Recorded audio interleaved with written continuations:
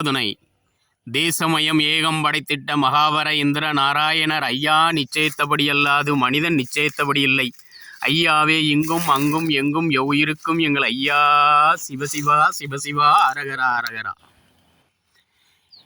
இந்த ஐயாவின் நுகப்படிப்பு வரியில் அதிலே வரும், இந்த உலகம் பூமியையும் வானத்தையும் அனைத்தையும் படைத்த எங்கள் ஐயா, அங்கும் இங்கும் எங்கும் எவ்வுயிருக்கும் எங்கள் ஐயா சிவசிவா அரகரா அரகரா என்றால் அனைத்து தேசங்களிலும், வெளிநாடுகள் உட்பட அனைத்து தேசங்களிலும் எந்தெந்த முறையான தாவர வகைகளும் அந்தந்த காலநிலைகளுக்கு ஏற்ப வளர்ந்து அங்கு அனைத்து வித பலன்களையும் கொடுப்பதற்காக ஐயா பல்வேறு பரிணாமங்களில் உருவெடுத்து இந்த உலகை படைத்து, அதிலே எந்த தேசத்திலெல்லாம் உயிரினங்கள் தோன்ற வேணுமோ அங்கெல்லாம் முதன்மையாக ஆசியா கண்டத்தில்தான் ஐயா உயிரினங்களை தோற்றுவித்தார். அப்படி ஒரு இடத்தில் தோன்றிய உயிர்கள் சிறிது சிறிதாக காலநிலை மாற்றத்திற்கேற்ப பிற கண்டங்களிலும் பனி பிரதேசங்களிலும் கொஞ்சம் கொஞ்சமாக நகர்ந்து இந்த நாடு அனைத்தும் ஐயா இயற்கையின் கட்டுப்பாட்டில் வளர்ந்து வந்திருக்கிறது. அதனால் தான் தேசமயம் ஏகம் படைத்திட்ட ஐயா இந்திர நாராயணர் ஐயா நிச்சயத்தபடி அல்லாது மனித நிச்சயத்தபடி இல்லை. ஐயாவே இங்கும் அங்கும் எங்கும் எவ்வுயிருக்கும் எங்கள் ஐயா சிவசிவா சிவசிவா அரகரா அரகரா. இப்படி இந்த உலகில் எந்த ஒரு உயிரினங்களின் முடிவுகள் அனைத்துமே இனிமேல் புதுசாக உயிரினங்கள் தோன்ற வாய்ப்பு கிடையாது. அந்த அளவுக்கு அனைத்தையும் இந்த உலகில் பிறவி கொடுத்த ஐயா இப்பொழுது அதை மனிதன் எவ்வாறெல்லாம் தன் அறிவின் மூலம் அந்த உயிரினங்களை தன் வயப்படுத்தி வாழ்ந்து கொண்டிருக்கிறான் என்பதை ஒவ்வொரு வரியாக சொல்லி வந்தார். அதற்காகத்தான் இந்த இடையில் அதை மறக்கக்கூடாது என்பதற்காகத்தான் இந்த வரியை வைத்திருக்கிறார். அடுத்து, ஐயா நாராயணருக்கும் அம்மை உமையாளுக்கும் தெய்வார் இடுவது முறையோ முறையோ முறையோ. ஐயா நாராயணர் என்றால் ஒரு ஆண் உருவமாக வந்ததும், அம்மை உமையாள் என்றால் ஒரு பெண் உருவமாக வந்தும் இந்த உலகில் எவ்வாறெல்லாம் காட்சி தந்து கொண்டிருக்கிறார்கள் என்பதை அறிவுறுத்தும் விதமாகவும்,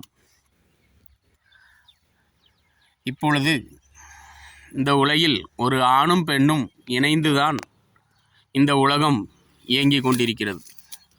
அது விலங்கு உயிரினமானாலும் சரி, மனித உயிரினமானாலும் சரி. அப்படிப்பட்ட இந்த உலகில் இந்த முதலில் தோன்றிய ஆண் பெண் சக்திக்கு அது எவ்வாறு இந்த உலகில் உருவெடுத்தது என்றால் யாருக்கும் தெரியாது.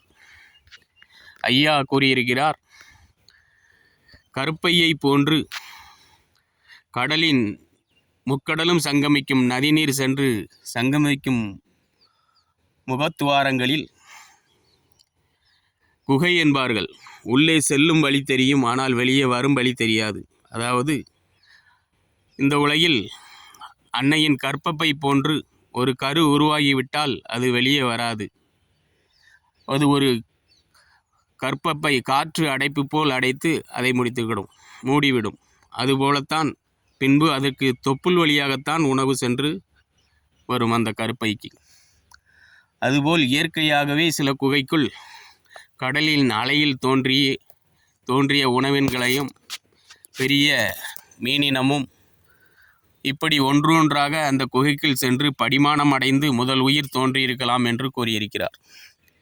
அதுபோல பெரிய நதிகள் தோன்றும் முகத்துவாரங்களிலும் கிளை நதிகள் தோன்றும் முகத்துவாரங்களிலும் சிறிய குகைகள் இருக்கும். அங்கேயும் சில உயிரினங்கள், மனித உயிர்கள் தோன்றியிருக்கலாம் என்று கூறியிருக்கிறார்.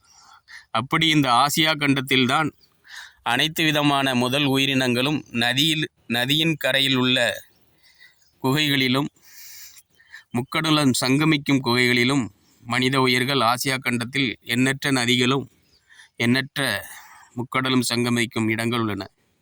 அங்கு தோன்றிய முதல் உயிரினங்களுக்கெல்லாம் நாங்கள் தீபமிட்டு வழிபடும் முறையை ஆதிகாலம் தொட்டே வைத்திருக்கிறோம். ஆதலால் அனைத்து சக்திகளையும் நாங்கள் மறவோம். அனைவரும் எங்களுக்கு நல்வழி காட்ட உதவ வேண்டும் என்பதற்காகத்தான் ஐயா நாராயணருக்கும் அம்மை உமையவளுக்கும் முறையோம் என்று ஐயா வைத்திருக்கிறார். தீபாரணை முடுவது முறையோம் என்று வைத்திருக்கிறார். இப்படி இந்த உலகில் எண்ணற்ற நிகழ்வுகள் நடந்து கொண்டிருந்தாலும் நம் பழங்காலத்தை பற்றி கதைகளாக நமக்கு எண்ணற்றவர்கள் சொல்லியிருக்கிறார்கள். ஆனால் ஐயா உண்மையில் நடந்தது என்ன என்பதை கூறுவதற்காகத்தான் இந்த உகப்படிப்பிலே ஒவ்வொரு வரிக்கும் ஒவ்வொரு முற்காலத்தில் உள்ள கதைகளையும், அதாவது நடந்த உண்மைகளை தெளிவுபடுத்தும் விதமாக மறைத்து வைத்திருக்கிறார். அப்படி அதை நாம் ஒவ்வொன்றாக அறிய வேண்டியிருக்கிறது. பிறகு நிகழ்காலத்தில் நடப்பது, நடந்தது, நடக்கக்கூடியது ஆகிய எல்லாத்திற்கும் வரிகளை வைத்திருக்கிறார்கள். அப்படி ஒவ்வொரு வரிகளையும் ஐயா நமக்கு இப்பொழுது இந்த தொழில்நுட்ப உதவியுடன் முழுமையான ஆதாரங்களையும் அறிவு தெளிவுகளையும் எடுத்துக்கூற வைத்திருக்கிறார். ஆதலால் இந்த பதிவை அனைவரும் தங்களுக்கு பிடித்த ஐயாவளி மக்களிடம் ஷேர் செய்து கொள்ளுங்கள். ஐயா உண்டு. நாளை மோட்ச உயிருக்கும், நரக உயிருக்கும், தீநரக பாவி உயிருக்கும், ராச உயிருக்கும், பள்ளி வாசல் உயிருக்கும், வைகுண்ட பதவி உயிருக்கும் மற்றும் எவ்வுயிருக்கும் எங்கள் ஐயா சிவசிவா சிவசிவா அரகரா அரகரா.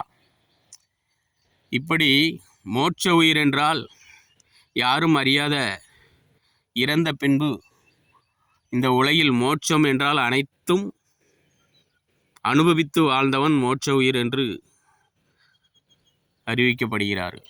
அனைத்தும் அனுபவித்து வாழ்ந்தவன் என்றால் யாருக்கும் தீங்கும் இல்லாமல் வாழ்ந்தவன். யாருக்கும் தீங்கும் இல்லாமல் வாழ்ந்தது எப்படி என்றால், இந்த உலகில் தன்னால் ஒரு உயிரினம் கண்ணீர் விடாமல் எப்படி வாழ வேண்டுமோ அப்படி வாழ்வது மோட்ச உயிர். தன்னால் ஒரு உயிரினம் எப்படி கண்ணீர் விடாமல் வாழ முடியும்? இப்பொழுது ஒருவனிடம் ஒரு 10 ரூபாயை தெரியாமல் எடுத்தால் அவன் தாங்கிக் கொள்ளுவான். ஆனால் அதே அவனிடம் ஒரு 1,00,000 ரூபாயை பிடுங்கிவிட்டால் அவன் கண்ணீர் விட்டு கதற ஆரம்பித்து விடுவான். அவனுடைய தகுதி அது. அந்த கண்ணீர் விட்டு கதறிவிட்டால் அது பாவமாக வருகிறது. அதே போல்தான் நம் செயல்களில் ஒவ்வொரு செயல்களிலும் பிறரொருவன் எவன் கண்ணீர் விடாமல் நம்மளுடைய உறவை சந்தோஷமாக ஏற்றுக்கொள்கிறானோ அவர்களெல்லாம் மோட்ச உயிர்கள். நரக உயிர்கள் என்றால் இந்த உலகில் தான் தேவைக்காக என்னென்ன வேண்டுமோ அத்தனையும் பிறருடைய உழைப்பையும் சுரண்ட வேண்டுமென்றாலும் சுரண்டி கொண்டே இருப்பான். அது நரக உயிர். தீ நரக பாவி உயிருக்கும் இந்த உலகில் அடுத்தவனுடைய தேவையை எதையும் அறிய மாட்டான், அவனை அறியவும் விடமாட்டான். அவனுக்கு எது தேவையோ அவர்களை அடித்து கொன்றுனாலும் எடுத்து சாப்பிட்டு விடுவான். சாப்பிட்ட பிறகு அந்த எந்த சுகமான இருந்தாலும் சரி, ஒரு ஆணாகவோ ஒரு பெண்ணாகவோ அவர்களுடைந்து பெற வேண்டிய அனைத்தையும் பெற்றுவிட்டு அவர்கள் கண்ணீர் விட்டால் அவர்களை அடித்தே கொன்று விடுவான். அப்படிப்பட்ட பாவிகள் தீநரக பாவிகள். இப்படி மோட்ச உயிருக்கும், நரக உயிருக்கும், தீநரக பாவி உயிருக்கும், ராச உயிருக்கும், பள்ளி வாசல் உயிருக்கும், வைகுண்ட பதவி உயிருக்கும்.